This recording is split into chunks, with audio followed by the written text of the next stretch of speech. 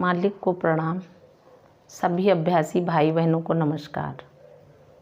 मालिक कहते हैं, कोई इसे खींच न ले जाए, ऐसा हार पहनने से क्या फ़ायदा जिसे छिपाना पड़े। बैंक के लॉकर में करोड़ों डॉलर के हीरे जवाहरात हैं, पर जब किसी समारोह में जाते हैं तो नकली जेवर पहनते हैं और वे सही हैं। हम ये नहीं जानते कि वे कितने सही हैं, क्योंकि कठिनाई के समय में हम उस धन से अपनी सुरक्षा करते हैं। हम कहते हैं कि बैंक में मेरे पास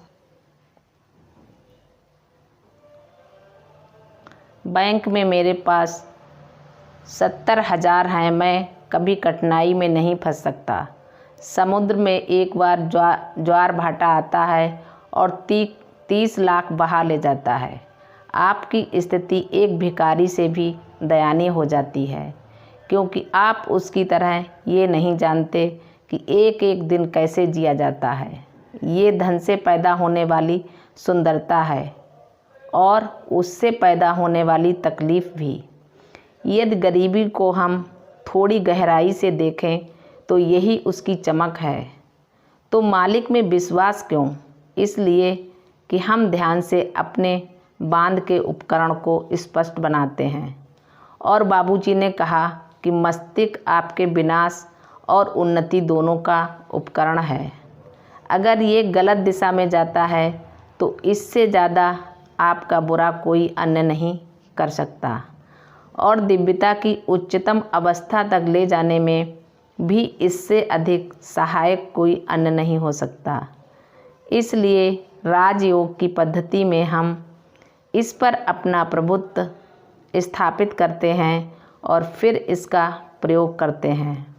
ऐसा करने पर सारी चीज़ें हृदय की ओर स्थानांतरित हो जाती हैं। योग के मनोविज्ञान की शब्दावली में हम कहते हैं, अब हृदय ही मन हो जाता है।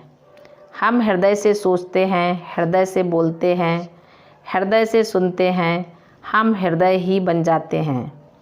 इसलिए हम व्यक्ति का वर्गीकरण उसके हृदय के आधार पर करते हैं। यह व्यक्ति हृदयहीन है, सहृदय है, पत्थर दिल है, इसका हृदय लोहे जैसा है, ये क्रूर हृदय है या नरम दिल है। हम ये कभी नहीं कहते कि वह मुलायम मन वाला व्यक्ति है। इसका अर्थ कुछ और निकलता है। मुलायम हृदय है, मुलायम मन नहीं। किसी भी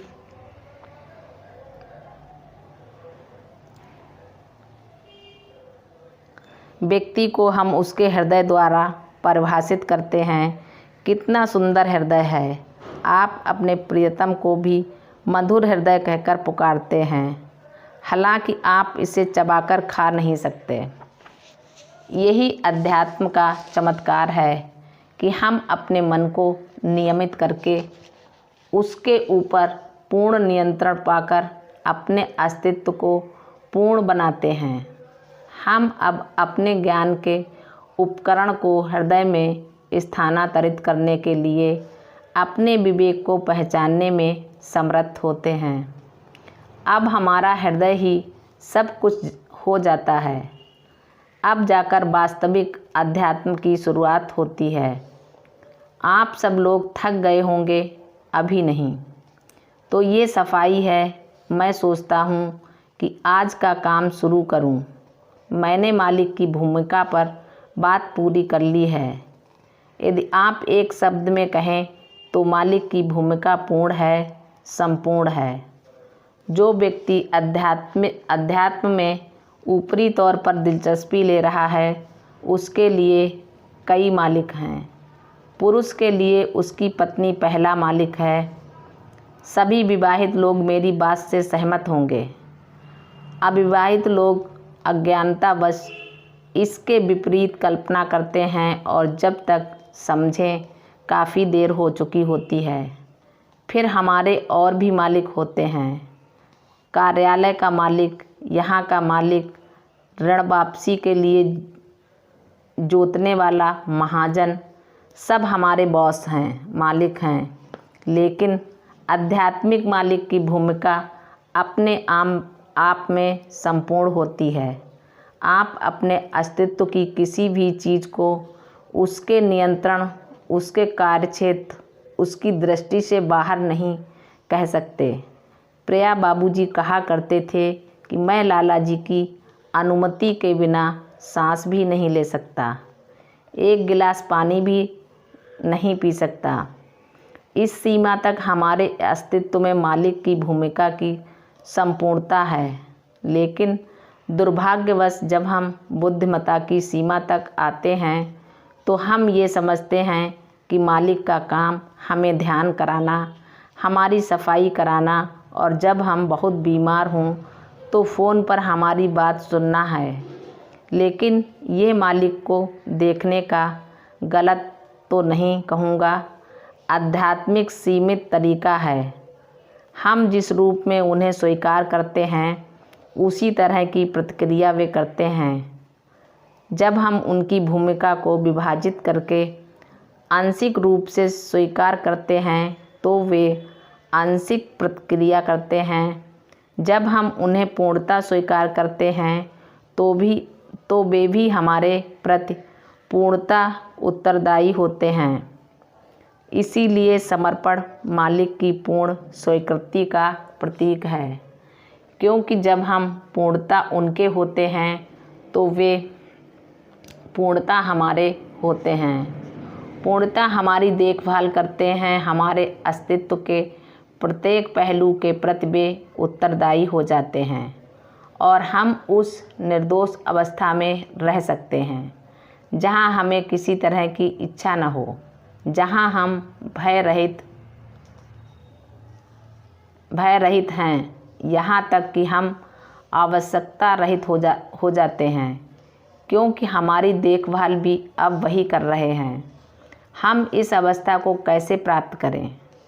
पुनः वही बात आती है कि हम उनके प्रति भय द्वारा नहीं, प्रेम द्वारा ही समर्पित हो सकते हैं। निसंदेह हम सेना के सामने समर्पण करते हैं। गली में किसी चोर के समक्ष हम अपनी सारी वस्तुओं का समर्पण करते हैं।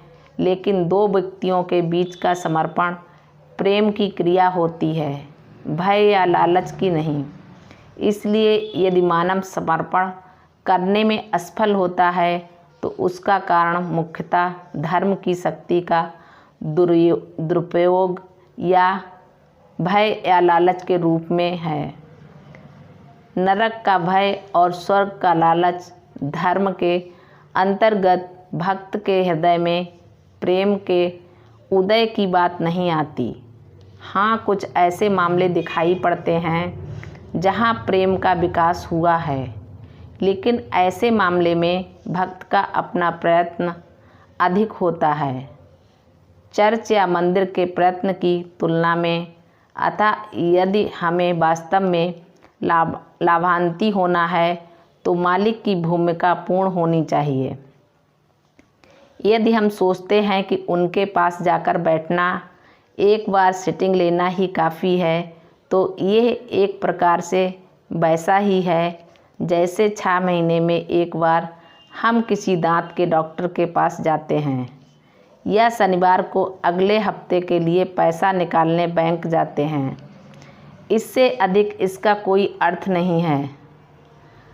आप में से कुछ अधिकांश या सभी इस बात को अच्छी तरह समझ गए होंगे। मैं आप सबसे ऐसी आशा करता हूँ। आपके अस्तित्व के लिए ये समझना बहुत महत्वपूर्ण है कि आपके जीवन में मालिक की क्या भूमिका है। इससे भी अधिक आवश्यक ये है कि आप अपने पास आने वाले अभ्यासियों को यह बता सकें कि उनके जीवन में मालिक की क्या भूमिका है।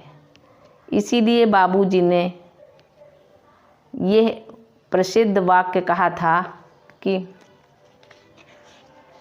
अपना हृदय मालिक को दे दो।